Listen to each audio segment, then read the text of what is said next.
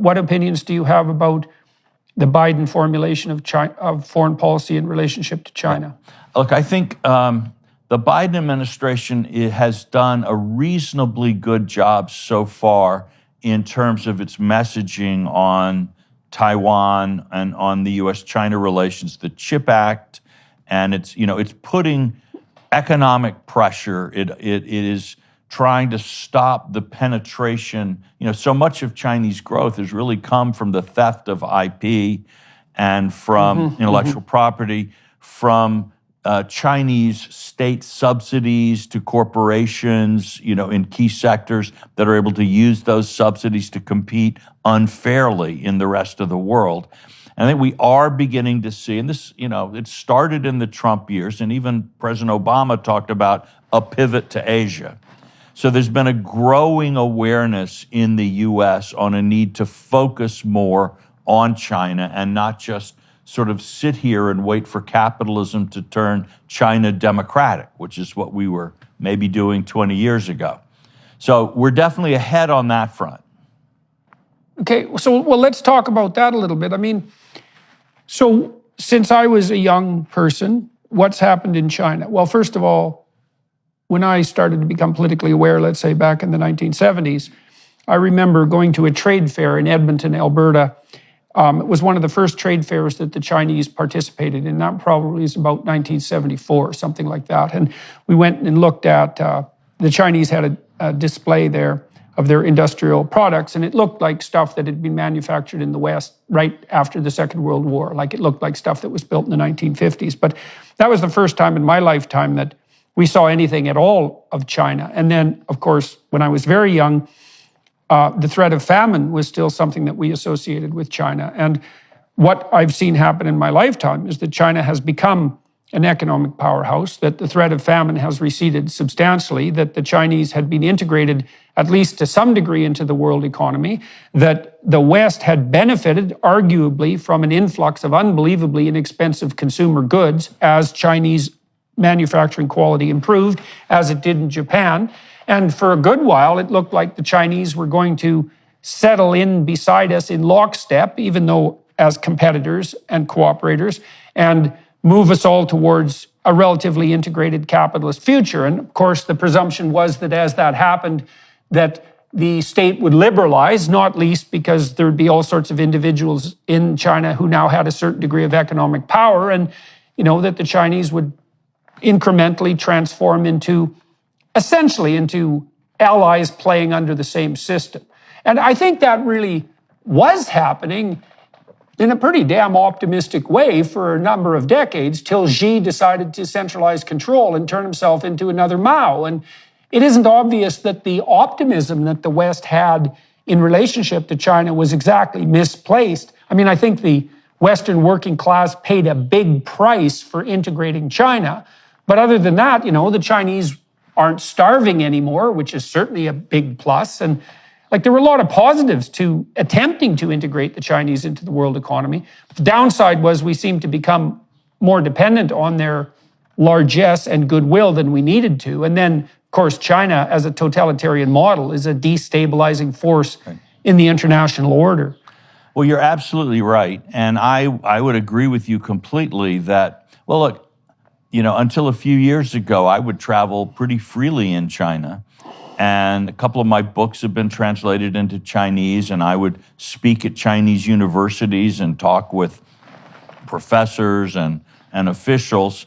And the view that you just expressed was very common. This is what they felt China was doing and should do, was move toward this kind of integration to become what some Chinese used to tell me, a normal country is what they wanted China to become.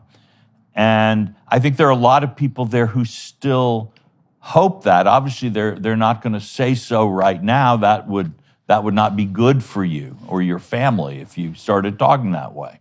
But I think that what happened in some ways is we tended to forget that the Chinese Communist Party is a real thing and it wants to hold power.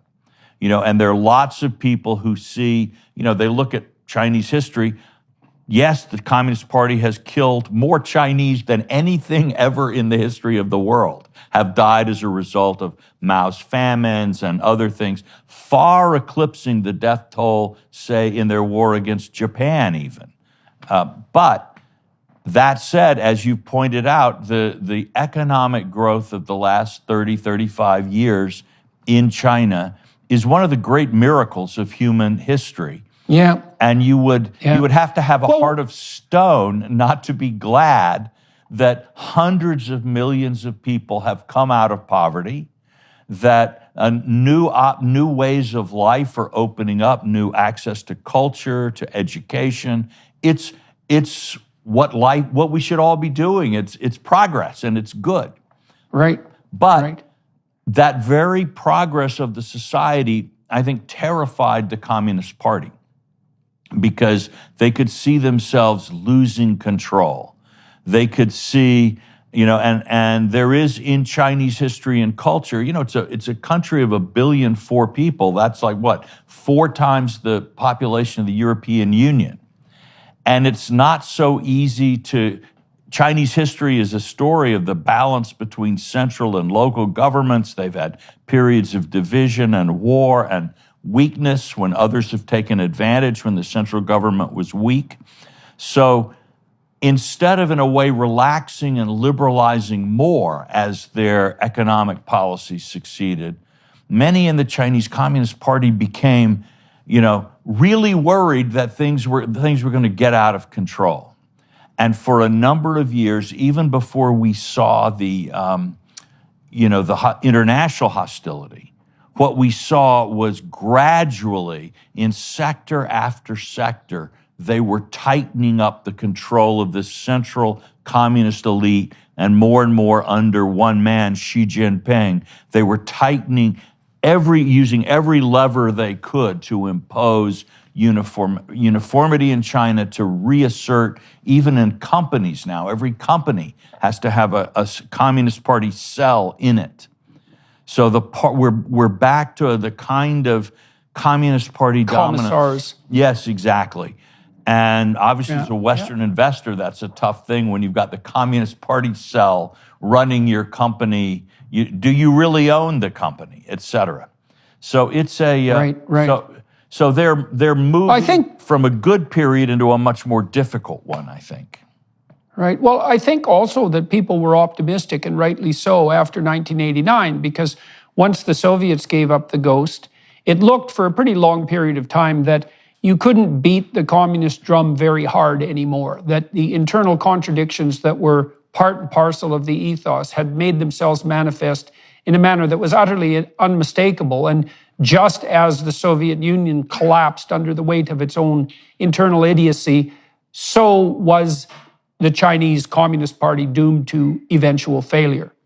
And it's certainly, but I guess part of the problem is that even in the West, we don't seem to be of one mind when we look at the contradiction between Western productivity and generosity, let's say, and general well-being at the level of the citizen, and the contradictions between that and a radical leftist view of the world, right? I mean, our own society is rife with this culture war, predicated at least on the part that capitalism is inherently oppressive, and so is Western culture in general. And of course, the Chinese communists believe that in spades. And if we can't get our own house in order with regards to the pathology of these ideas in the West, in some sense, it's not that surprising that the Chinese remain dominated by them.